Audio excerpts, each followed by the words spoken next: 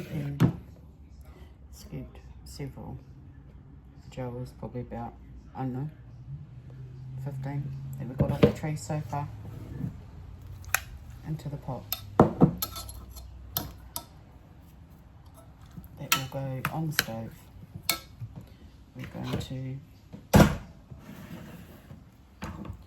cut up this apple that was just random apple. Might as well chuck that in as well, because you're going to be softening it all up onto the stove. So cut it all up, put it in there, away you go. Right, apple cut up, put in with the feijoas, brown sugar, a couple of tablespoons, take the sourness and the bite out of it. And on the oven, it goes. On the stove, get it all mixed together until it all breaks down till it's nice and soft.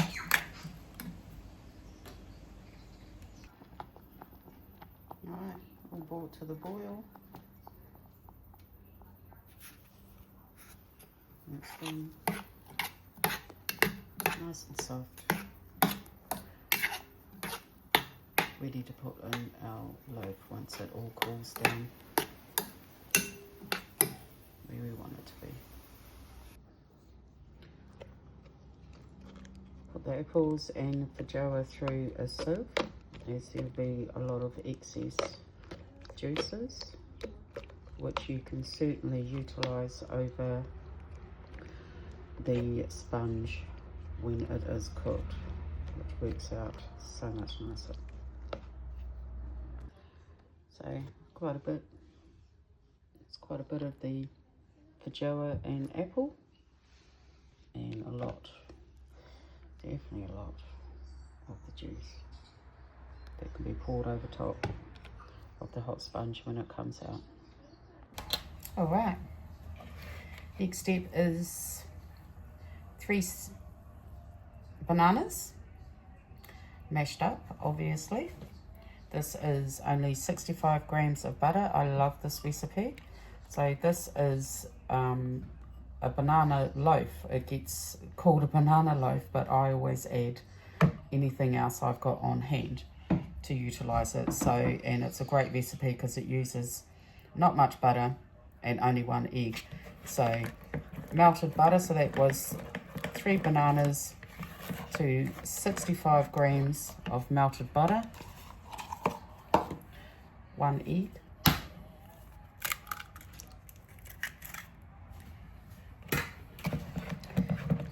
just put it all in.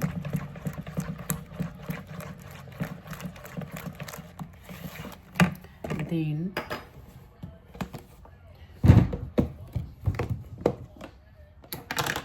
one cup of sugar. Yes, a whole cup. Yes, I know it's a lot of sugar, but yes. 1 whole cup of sugar.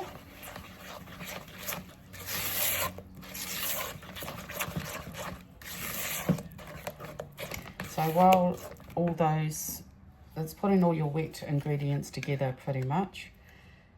It's about a teaspoon of vanilla essence.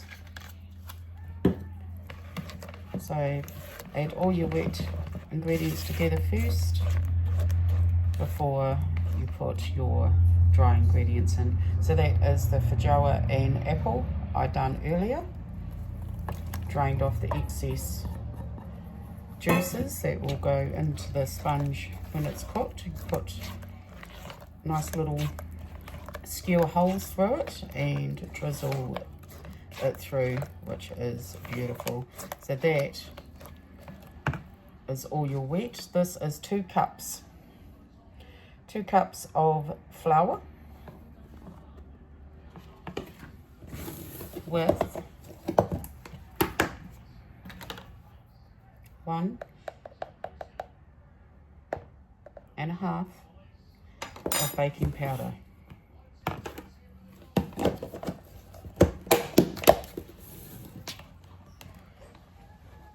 People might say, oh, you need to sift that. Not really. Just do it. It's all going to go in the same way. So that is absolutely fine. So give it a good stir. Mix everything through nicely.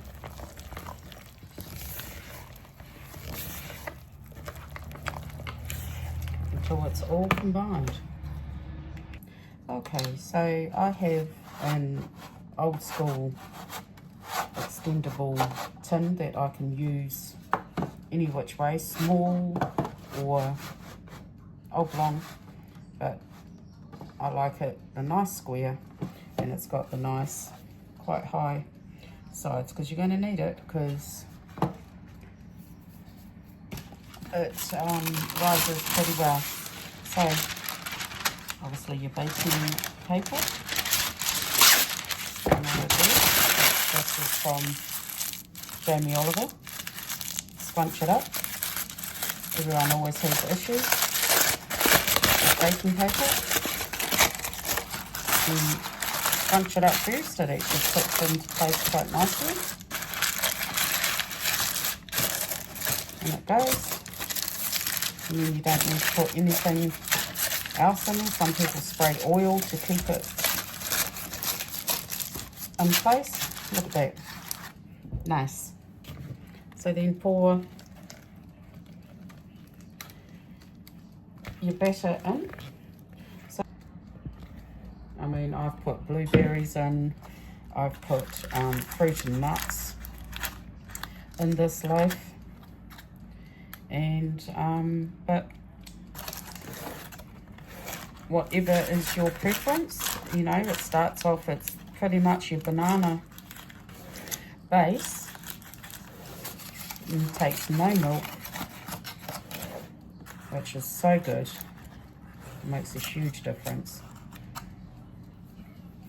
And because I don't like wasting anything, so everything goes in, and I don't have children around to lick the bowls or spoons.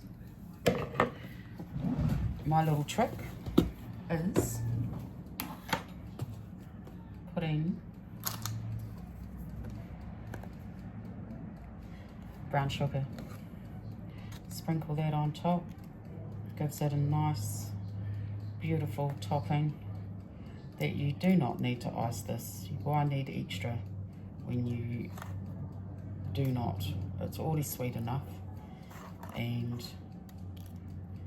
you've definitely got the sourness in there as well. So sprinkle that on top, and then in an oven. This one takes an hour, so you want to be putting it in about 180, around 160, between 160, 180, depending on what oven you've got. I use a mini cooker, so 180, let's say, for an hour, but always check it around 45 minutes, and then, you know, with a skewer, and then you can gauge it from there, which is awesome. See you soon. Alright, 10 minutes to go, and I'm, oh, look at that. And I'm just doing my tester. Not too bad, not too bad. Still a little bit more as far as I'm concerned, still got some on it. So if it comes out all clear, which it has not, then you know it's done. But that last 10 minutes will do what it needs to do. But look at that. Right. That was the full hour. I always like to put it on a rack. Right, let's check this.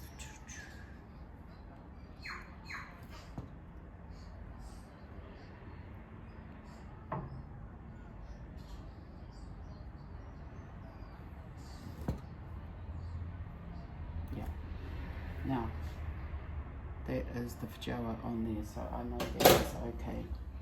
And while she's still hot, you can have a skewer. I couldn't find a skewer, so I found my temperature probe. And the holes on while it's still hot, so you can pour the feijoa and apple juice into it. It's good doing it while it's hot. And the syrup throughout this loaf is what makes it banging. Alright, so remember the juice. So pretty much you are just pouring it over top into those holes. So all the syrup will be going throughout the loaf, which will give it a lot more tang, cut through that sweetness. And when it all cools down, I mean, you can have it hot. I mean, hey, geez, nothing wrong with that. But when it all sets, so don't need to use it all. That. All right, time to reveal this beautiful loaf. I wasn't waiting for it to cool down.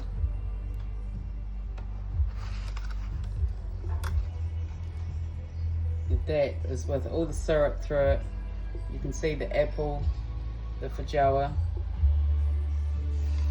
Nice. And always remember the taste test.